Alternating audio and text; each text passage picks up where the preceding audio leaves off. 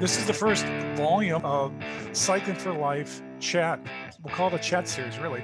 And it's really to highlight real people, real athletes, men and women who are over 50, who have created some success in the world of cycling. It's pretty simple.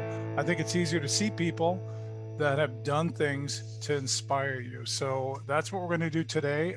Today's first guest is someone I've known for maybe 12 years, 11 years. He's a top executive at a Fortune 100 company, same company I work at. He took me on the longest, hardest, hilliest course I've ever been. We'll probably talk about that. He's one of those guys that just wants it all, and he pretty much gets it all. He's done 16 full Ironmans. Okay, I don't know if I could do one. 3 Hawaiian Ironmans, 21 Ironman half, 34 half marathons, 12 4 marathons, 2 Boston marathons, a Leadville mountain bike buckle at age 61. Without further ado, Mr. Larry Davidson, welcome to the chat. Mike, I appreciate it. Nice to see you. Let's do this. Let's get it out of the way. You're from Minnesota, but you're down in Santa Ana, California. So I thought, let's just get it out of the way and just talk about how warm it is there. And I'll tell you how cold it is here, and we can be done with it. Well, I mean, today would be a day that, the wimpy folks out here who are sort of not used to any cold would throw on arm warmers. It's basically maybe an arm warmer day for when you're descending the hills. But bright blue sky, probably topped out. It's chilly in the winter, topping out at about 67, 68 today. Wow. So, okay. But a good day to go swimming. I got to swim in this morning, and we have outdoor pools here. I know what it's like to live in cold country. I know you do, but I just thought, let's just get this over with. When I see people who live in warm climates, do you ever get bored? I mean, do you take it for granted, or do you ever just say, are the trainings the same in winter? Growing up in Minnesota, there's such a discernible seasonality to everything. Living out here, it doesn't really feel like Christmas when it's 65, 70 degrees the day before Christmas. And so, I think there's puts and takes to that whole issue of the seasonality. I think it's good for us to kind of drop out of season and maybe force us to our snowshoes or to our cross-country skis. Here, it's sort of a free-for-all. You can road bike 365 days a year. If you'll ride in the 6 or 7 days out of the year that it might rain out, that's about it. So, but I still indoor bike ride and do indoor training. And that's mostly not weather related, but just for time efficiency. So most mornings I get up and I say, wow, I love it. So I tend to not take things for granted like that, but I think it's easy for people who are from here to do that. Yeah, I think I do. I say now, if I lived there, I'd be riding 100 miles a day.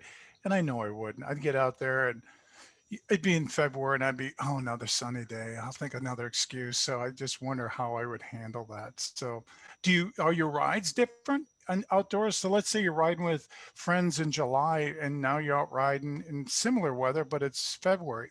Do you do the same routes? Do you do the same intensity? We kind of switch it up because, I road bike, but I really have a passion for mountain biking. And so really hot summer, the trails are a little dustier and it's so hot that we tend to do more mountain biking fall, winterish. And then we've got some actual mountains out here.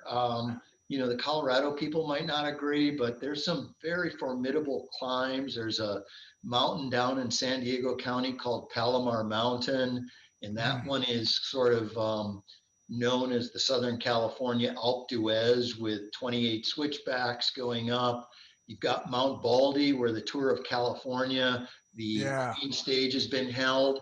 And in the winter, it's cold as can be up at the top of Baldy. They have a ski area up there. And so we stay away from the Mount Baldy Palomar climbs in the winter because it's so crazy cold up there right now. unless you catch a certain day. So we do switch up the routes based on that, and even the type of biking, road versus mountain. But that's interesting that you guys get off and go on the trail and such. It does Yeah. remind you do have hills. You, there's nothing but hills in Southern California. You know, there's a coastline, but everything that works away from the coastline tends Mm-hmm. to just start to go up and up and up as the LA basin, Orange County, San Diego are cordoned off by nothing but hills. And so it's unlimited climbing. There's, that Everest challenge is taking on a whole new thing out here. People are doing that like crazy. And, sort of there's all sorts of people who, I don't know how you get elevation gain in Minnesota and do that and get a lot of climbing, but climbing big elevation is sort of a badge of honor for people to Well, see you how much have. they can get. Well, who's the guy who's doing Phil, the Phil retired race Diamond. Guyman? He I think is his third attempt, but he was doing. Correct me if I'm wrong. He was out there. He was doing a 20% grade because you have to get up and down as quick as you can. So you have to find the perfect thing to do this Everest record. I don't know what the world record is, but he's been I don't trying to do it. either. It's insane. It's 20% pitch, and then he's 60 miles an hour down. We showed on the video, and I thought you're seven sisters or six. What did you take? What route was that you took us all Well, on? it's seven, but we kind of got bored with that, so we now have eight, and then Good. someone did nine sisters, and it's terrible. It is. It was the hardest thing I think I've ever done. Just the pitch, because you didn't tell me that the last part was going to be the steepest. So as I'm going along, I'm feeling good, like, oh, I got this made. And then the last two were 20% and whatever. So, but it was hard. I don't know if I do that many times, but you guys can. You're good Yeah, I don't climbers. I don't You really. could do It's that. one of those things I lose sleep the night before I go do that. You have a really good group of friends. I shouldn't call guys, but a really supportive group. And I got a chance to meet him when I was out there. Obviously, one of them rented me. They were so nice. They rented me their bike. And we've got the same here, but I talk to us a little bit about that, about your friendship and that teamwork, because you all seem to work really, you support each other. You're always together, even on your Facebook posts. I mean, rarely is it just you. So maybe tell us a bit how that friendship has helped you in your training. We have a club on Strava, uh, and it's just called the Posse. And the Posse is, 11 people, and there's no exclusivity. It's just being a decent human being. But iron sharpens iron, and people push each other, and I go much harder and have much more vigor when I'm out with my friends. You don't want to get left behind. Yeah. And, there's a safety factor there as well. And, I do some solo riding and enjoy that nature of it, but it's a limited amount. I can only handle being with myself about 10% of the time. And the rest of it, I love the camaraderie. It's again, there's a safety factor. You're out there. I feel like, if there's more bikes, cars are going to see you better if you're out doing a road ride. And, it's just a wonderful group of people. No one's full of themselves, and they're just really great human beings. And really, I spend hours and hours with these folks. And it's really gratifying to have those relationships. We've had people who we've just met out riding, and they said, yeah, how often do you go? And then they latch on. Some people are in it for a little while and they'll drop away. It's like a friendship almost, or friendships can be, where they're around and then they take off. Others I've met at other athletic pursuits at our swimming club that I do. So it's just been a whole variety of ways, but nothing, we're not really out trying to do anything other than have good times and really celebrate our fitness. Yeah, you could tell that they were just really, and they were super nice to me. Like they didn't owe me anything. I was just a friend of yours. But I mean, the minute Well, when they give you their own bike, you know that's a good group of people, when they borrow your own bike. And that was really something. If you would have had decent gearing, you had the worst gearing of any human alive trying to go up these hills. That bike was, I think they Yeah. did that on purpose because I told them you were a stud rider. And, No, I couldn't believe you even, I could have never completed the ride with the equipment you had. and barely. That was a hard thing. Well, one of the things I like to ask too is when especially triathletes, because I've never done a triathlon ever. And they always say that if you do one, rarely do you ever do another one. It's so taxing. It's really tough because you've got to manage three sports and then the whole training part, and then the day of, usually just it takes a year to recover. So how in the heck do you do 16 of them? And where did that whole thing start? And why didn't you stop at one? I started running in my late 30s because I was a overweight executive who, was climbing the corporate ladder and spent way too much time in meetings and horrible food and drinking. And I still eat plenty of good food and still do a little bit of drinking, but I the running I lost the weight. And after just casually jogging in my late 30s, I started doing some racing and did some marathons. When I turned 50, I had this epiphany that said, why just run? Running's one of these things. You don't see a lot of people who just run in their late 50s, mid 60s, late 60s. And so cross training appealed to me. And when I turned 50, I did my first triathlon. And that I've done these 16 Ironman, all these half Ironman, all the triathlon stuff since I was 50 years old. And the it it what the irony of that is, I've been a runner, I've done a bunch of marathons. My absolute best marathoning, where I just did a marathon, my fastest times, which that's not what it's all about, but my fastest times were when I didn't just run. It's when I took on cross training and I started swimming, biking, adding to it, running 3 days a week, and I was running faster than at any time in my life.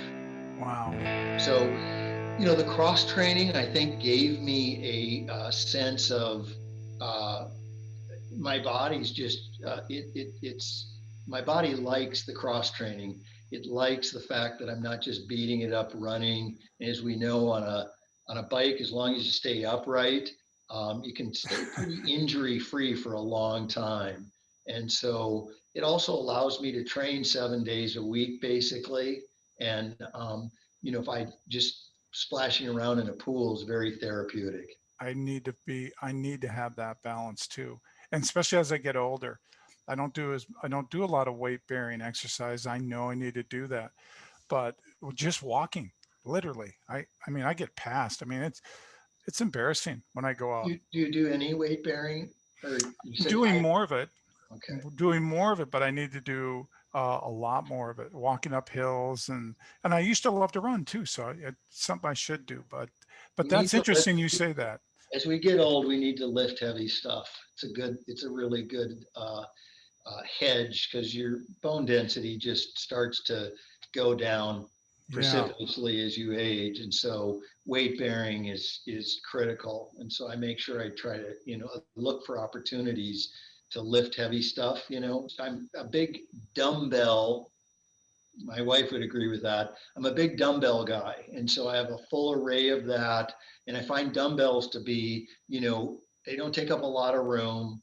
And with a bench, you can do, weighted squats, holding weight. You can do deadlifts. You can do curls for the girls. You can do, you can do a variety of things. I just find that, and you can load those up with, plenty of weight.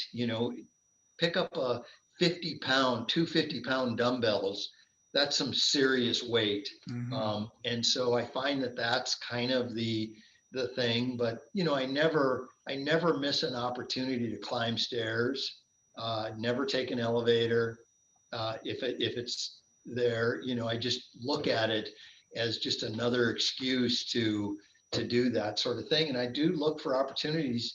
I got to be careful that I don't lift it incorrectly, but if there's anytime anyone needs something moved or to get down and use the knees and legs, I look for opportunities to help people lift things, and the heavier the better. That's great. That's great advice. I got to do, like I said, I got to do more of that. Everyone does. Do you have weights at home then? I mean, do you have, Yes, I okay. do. I'm not good at the idea of going to a gym. I do probably, 9, 10 thoughtful workouts a week, so that's every day pretty much. And I do take a day off. If I'm run down, I just say, I'm done, screw it. I'm not doing anything today.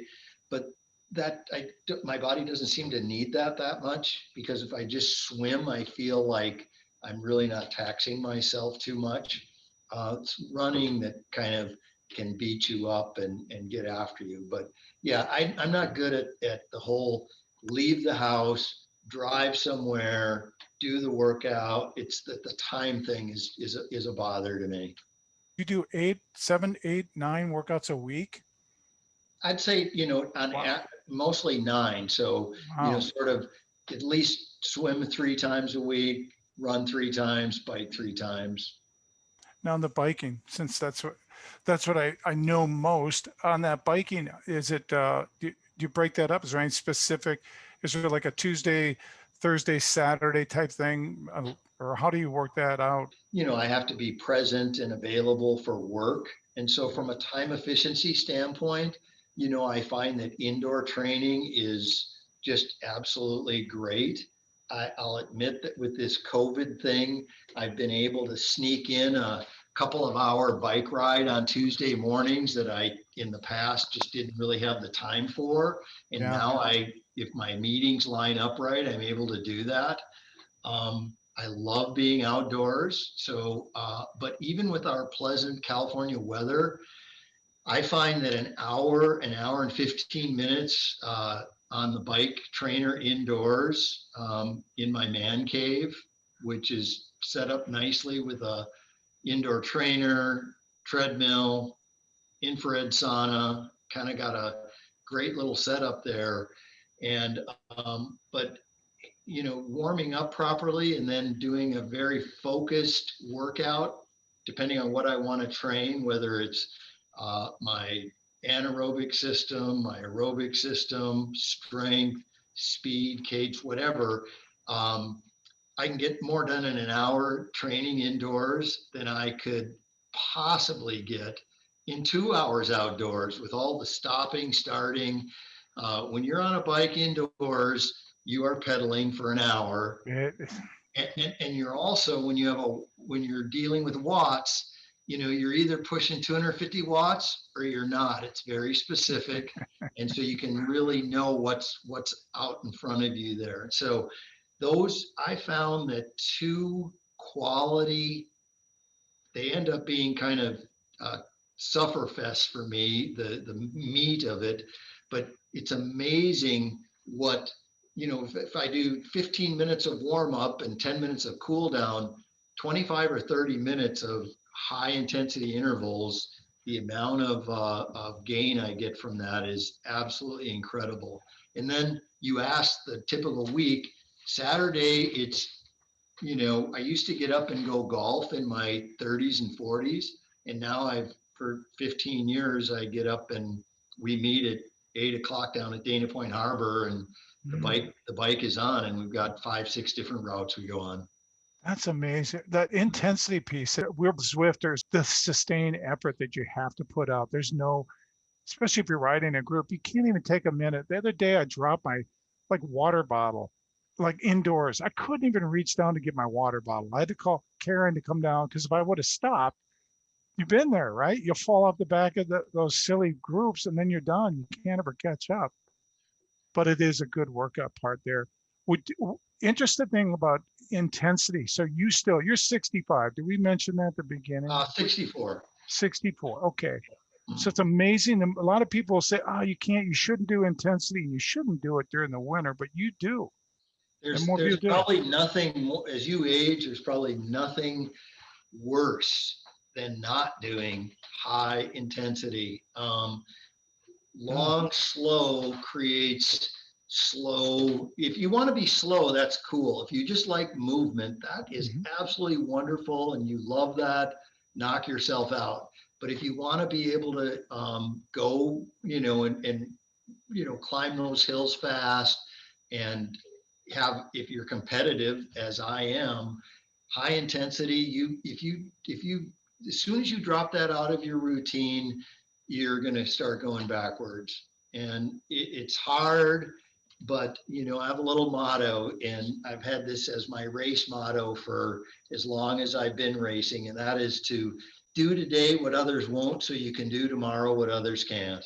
I And love so it. I love it. live that, and I have that written down in front of me, up on the wall before I do my training sessions. And I remind myself, why do I do that? And I love the feeling I have when I'm done with the workout. The workout can be tough, but it's very gratifying when it's over. But I think as you age, high intensity, my personal belief is it's absolutely even more important.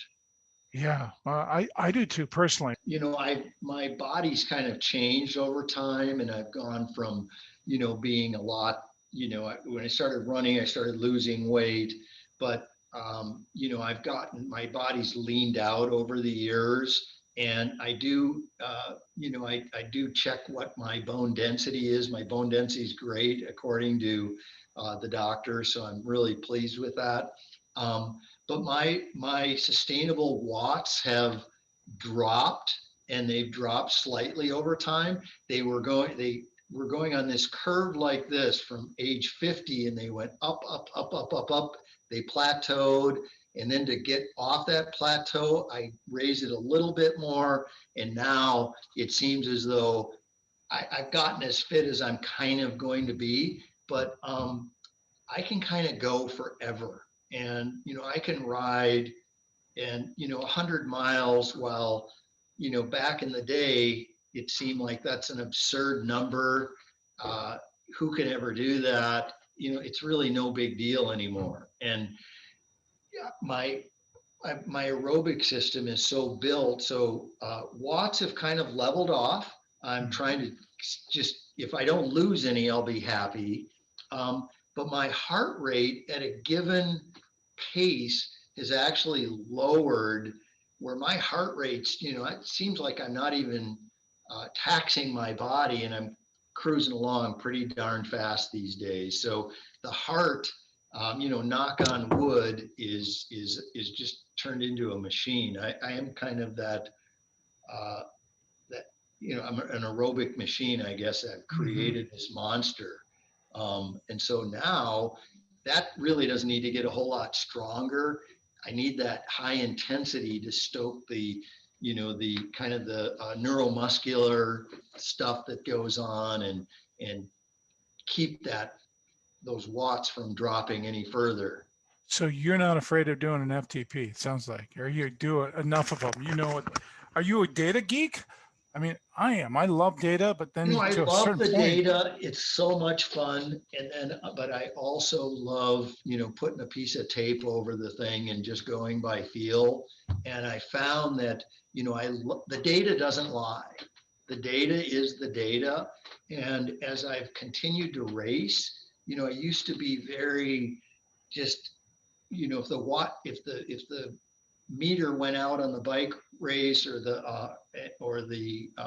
heart rate monitor went out, I'd feel like I was lost years ago. Now it's throw that out the window at race time. It's, just go by feel. But during training, I love the metrics. When I swim by a clock.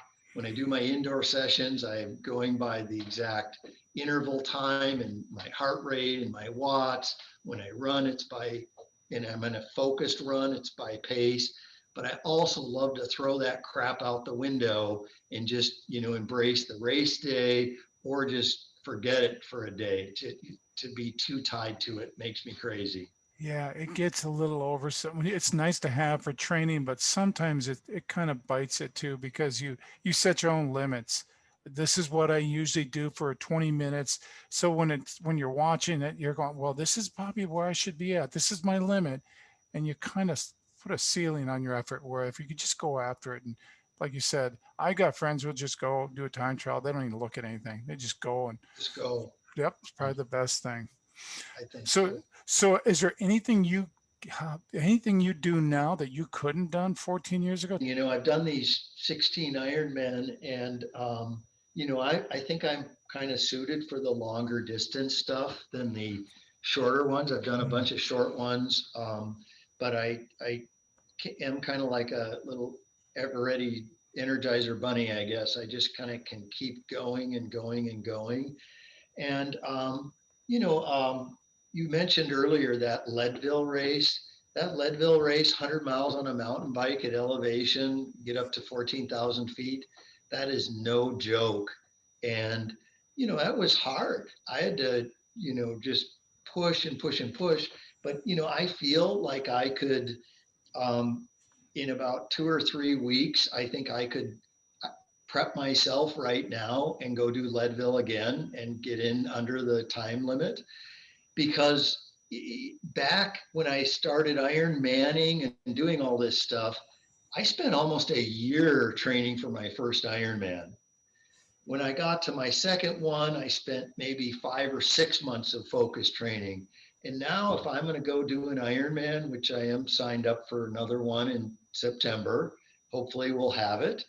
mm, Um, it's sort of like it's a 12 to 14 week proposition for me to prep myself because I'm already a certain level of fitness. My base is good. And so I never really lose the base ever. yeah. It never goes away. So I've never had to build base. And remember, every 1 hour workout you do, you're building base. So Yeah. I think a lot of people spend too much time screwing around with base and myself and really don't need it. So I think that the big difference is I can prep myself for a race and do well without the tremendous time length of getting ready for it.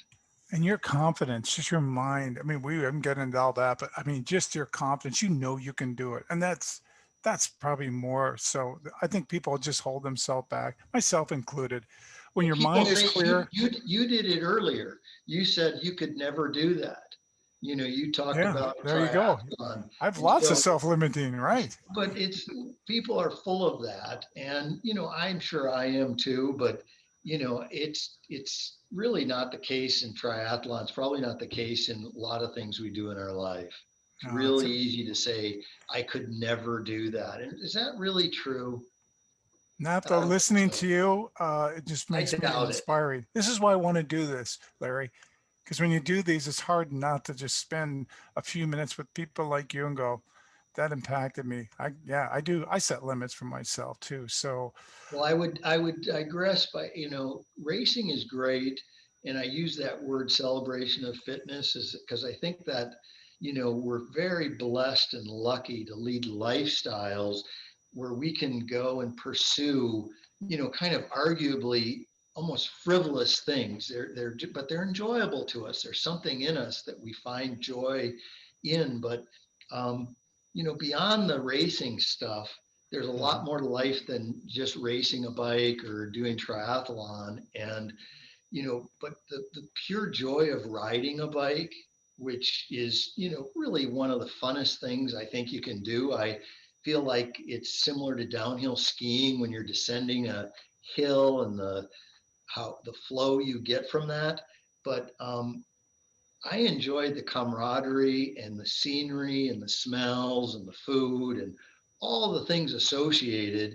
And like the fact that, as a 64-year-old, I can go out and do that stuff and I don't need an electric bike to do it. yeah. I like that you said that. I notice things more now too. Maybe it's the age thing, but I do notice things. I smell different. I do take a lot of moments to look around and say, man, I'm pretty lucky to do this too. Yeah, you don't want to So miss you're a it. great ambassador. You're a great ambassador. Well, one last thing. So what's the goals for this year, and any kind of advice you'd give to our listeners who are looking at you and saying, you know what? maybe I could maybe I could lose a few pounds. Maybe I should get back on that bike. Is it possible? Maybe I could do a whatever their goals are. What would you suggest to them? Well, for me, you asked, first part of the question was plans for the year, and that's Yeah. hopefully a trip to Europe to ride the bike.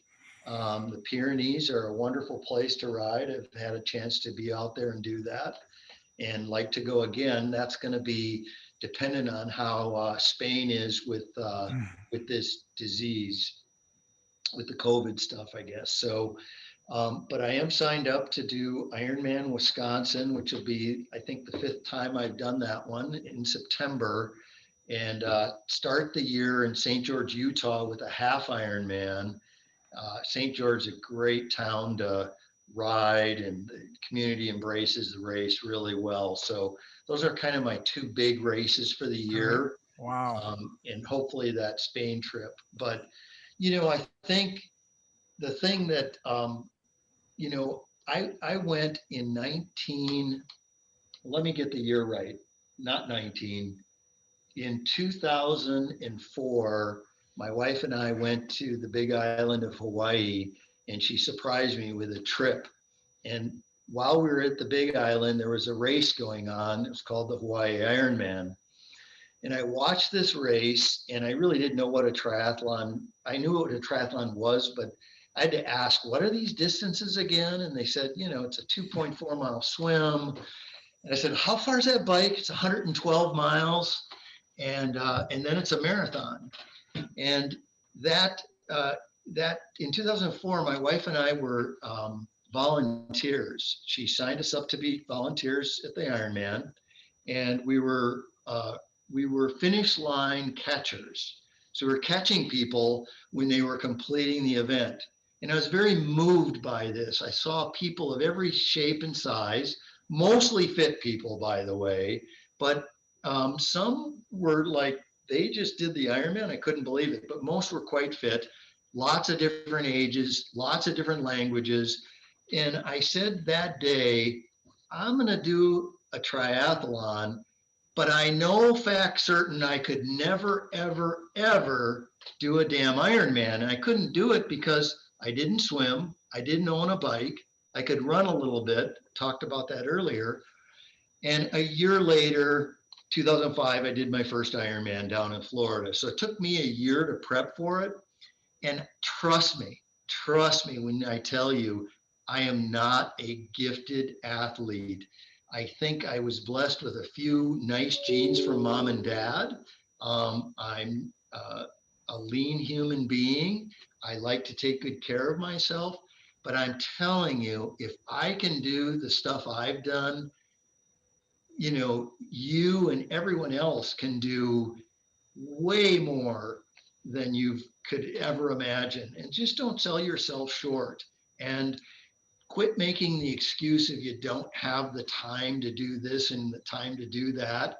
You'll have plenty of time, when you're horizontal laying dead, to lay around. And that's, there's, for us who are into activity, there's no time like the present than to take the first step. Every journey starts with a step, and that day's now. And it doesn't have to be Ironman junk. It can be small stuff. But having goals in your life set the bar, and then create an urgency, or at least some pressure to do something about it. And I love to tell people, this is what I'm going to do, because then I'm on the hook.